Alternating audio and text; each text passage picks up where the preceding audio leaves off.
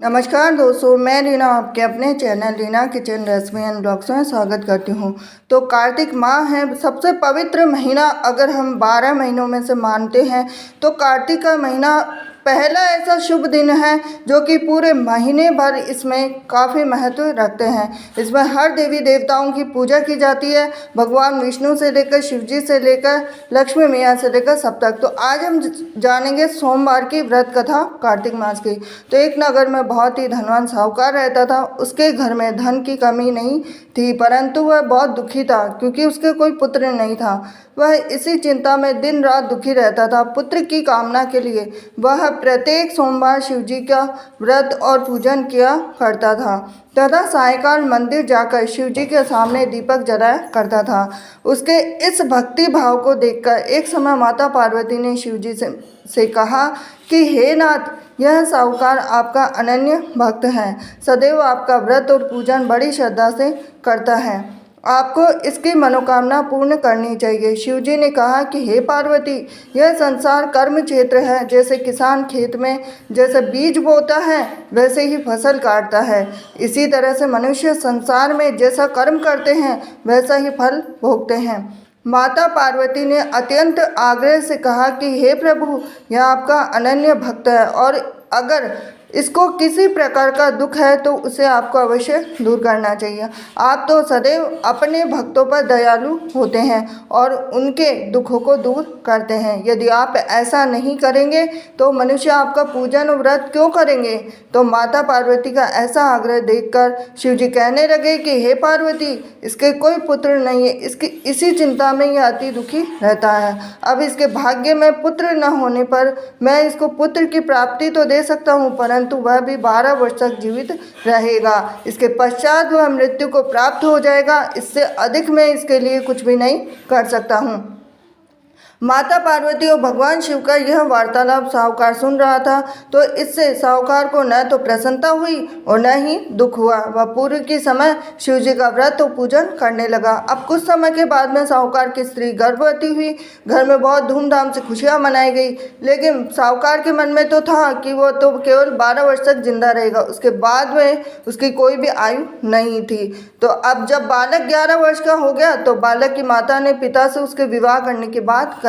अब साहूकार बोला कि अभी तो इसको पढ़ाई लिखाई के लिए काशी भेजो, फिर उसके बाद में इनका विवाह करेंगे। अब साहूकार ने बालक के मामा को बुलाकर उसको बहुत सारा धन देकर बालक को काशी पढ़ने भेज दिया। अब रास्ते में जावे तो यज्ञ ब्राह्मण को करावे, दक्षिणा देते हुए जावे। तो दोनों मामा भांजे यज्ञ करते हुए गए, ब्राह्मण को भोजन कराते हुए गए। अब रास्ते में एक शहर पड़ा और उस शहर के राजा की कन्या का विवाह हो रहा था, परंतु जो राजकुमार विवाह करने के लिए आया था वो तो खुद ही करना था।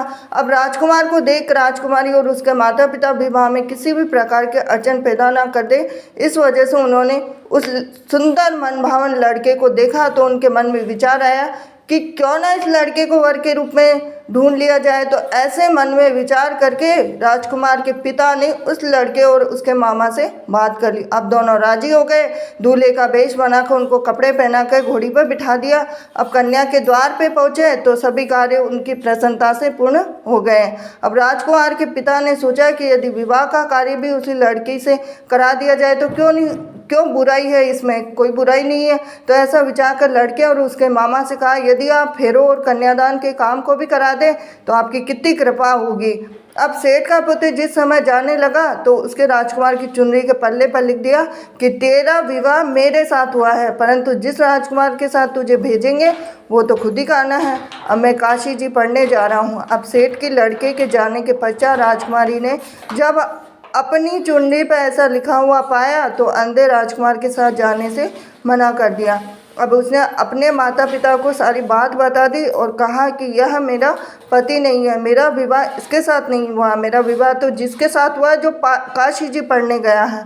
अब राजकुमारी के माता पिता ने अपनी कन्या को विदा नहीं किया और बारात वापस चली गई। अब उधर सेठ का लड़का मामा काशी पहुँचे। अब वहाँ जाकर उन्होंने यज्ञ कराया, लड़के ने पढ़ना शुरू किया। अब जैसे ही उसकी उम्र 12 वर्ष थी तो लड़के की अचानक तबीयत खराब हो गई। अब उसने अपनी मामा को बोला कि मेरी तबीयत बिल्कुल भी ठीक नहीं है। तो मामा ने कहा कि अंदर जाकर सो जा। थोड़ी देर में ही उनके प्राण निकल गए।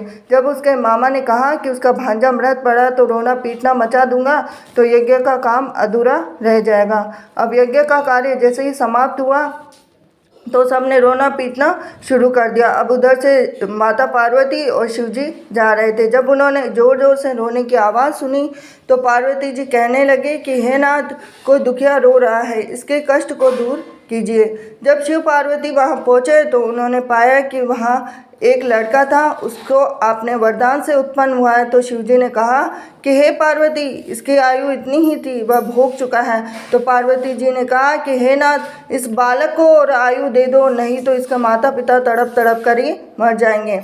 माता पार्वती के बार बार आग्रह करने पर शिव जी ने उसको जीवन का वरदान दिया। शिव जी की कृपा से उसका लड़का जीवित हो गया।